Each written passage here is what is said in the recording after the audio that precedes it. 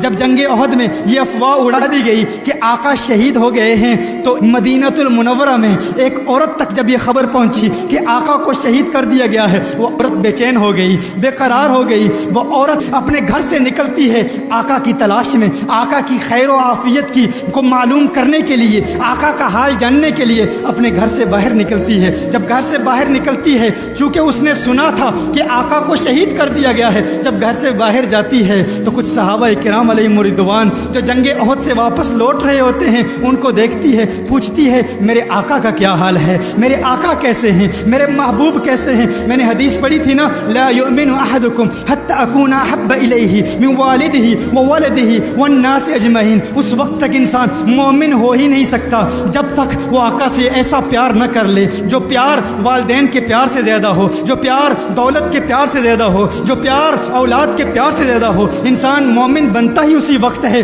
جب انسان آقا سے پوری کائنات سے زیادہ پیار کرے، ہر ایک سے زیادہ پیار کرے۔ یہی پیار کا تقاضا ہے۔ مصعب بن عمیر نے اپنے ماں باپ کو چھوڑا تھا، یہاں یہ ایک عورت آقا کے پیار میں، آقا کی تلاش میں بے قرار ہو کر مدینہ المنورہ سے احد کے مقام کی طرف جا رہی ہے، صحابہ سے ملاقات کرتی ہے۔ صحابہ کہتے ہیں ہے صحابیہ کیا تو جانتی ہے تیرے خامند کو شہید کر دیا گیا ہے، تیرا خامند شہید ہو چکا ہے، تیرے خامند کو قتل کر دیا گیا ہے۔ اس عورت نے کہا ارے میں نے خامند کے متعلق نہیں پوچھا، میں نے اپنے محبوب کے متعلق پوچھا ہے، بتاؤ میرے محبوب کا کیا حال ہے۔ میری بہنیں غور کریں، اب سوچیں، اس عورت کے مزاج کو سمجھیں، اس کی سوچ کو سمجھیں۔ اگر آپ کے خامند کو شہید کر دیا جائے ہمارا حال کیا ہوتا ہے؟ اگر ہمارا کوئی اپنا شہید ہو جائے، اپنا قتل ہو جائے، اپنے کسی محبوب کا انتقال ہو جائے، کسی پیارے کا انتقال ہو جائے تو ہم آقا کے پیار کو بھول جاتے ہیں، آقا کی محبت کو بھول جاتے ہیں۔ اپنے کسی رشتہ دار کا جنازہ اٹھایا جائے تو نماز بھول جاتے ہیں، عبادت بھول جاتے ہیں۔ کوئی جرت نہیں کرتا کہ فلاں صاحب کو نماز کی طرف راغب کیا جائے۔ وہ کہے گا ارے عقل کے اندھے تجھے پتہ نہیں ماتم کا گھر ہے، یہاں فوتگی ہو گئی ہے، پریشانی کا وقت ہے، تکلیف کا وقت ہے، ارے ان کے لیے اتنی بڑی مشکل کا وقت ہے، انہیں اس وقت نماز کی یاد نہ دلا۔ نماز کی یاد دلانے والا داعی اور مبلغ بھی جب نماز کی طرف راغب کرنے کی کوشش کرتا ہے تو ہچکچاہٹ محسوس کرتا ہے، ڈر محسوس کرتا ہے، گویا کہ اسے یہ خوف لاحق ہوتا ہے اگر نماز کی طرف راغب کیا تو گھر والے کہیں گے موت واقع ہو گئی ہے تو عبادت یاد کرا رہا ہے، موت واقع ہو گئی ہے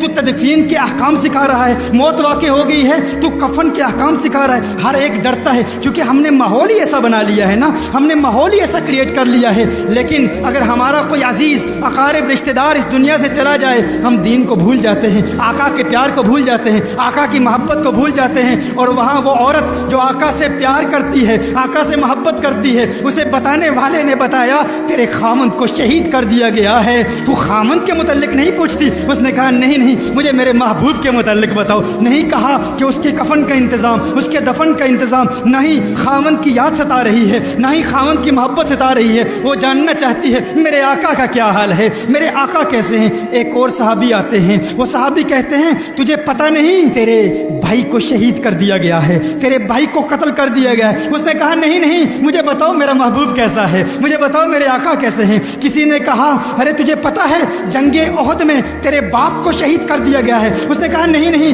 بتاؤ میرے آقا کیسے ہیں، بتاؤ میرے محبوب کیسے ہیں۔ پھر کسی صحابی نے بتایا کونین کے والی صلی اللہ علیہ وسلم الحمدللہ خیر و عافیت سے ہیں۔ جب آقا کی خیر کا علم ہوا تو پھر بھی نہیں کہا کہ اب مجھے میرے خامن کی لاش کی طرف لے جاؤ، خامن کے جنازے کا اہتمام کرنا ہے، اپنے بھائی کے جنازے کا اہتمام کرنا ہے، اپنے باپ کے جنازے کا اہتمام کرنا ہے۔ کہا نہیں آقا خیر سے ہیں، آقا عافیت سے ہیں، مجھے آقا کی بارگاہ میں لے جاؤ، کیونکہ مجھے سکون اسی صورت میں ملے گا جب میری پیاسی آنکھیں آقا کے چہرہ والضحیٰ کو دیکھیں گی۔ آقا کی بارگاہ میں جاتی ہے، آقا کے ایسی چہرے کو دیکھتی ہے اور پھر کہتی ہے یا رسول اللہ آپ کی عافیت اور خیر کے بعد اب ہر مصیبت ہے چہے، اب کسی مصیبت کا غم نہیں، آپ خیریت سے ہیں، اب کوئی غم نہیں، کوئی ڈر نہیں، کوئی خوف نہیں۔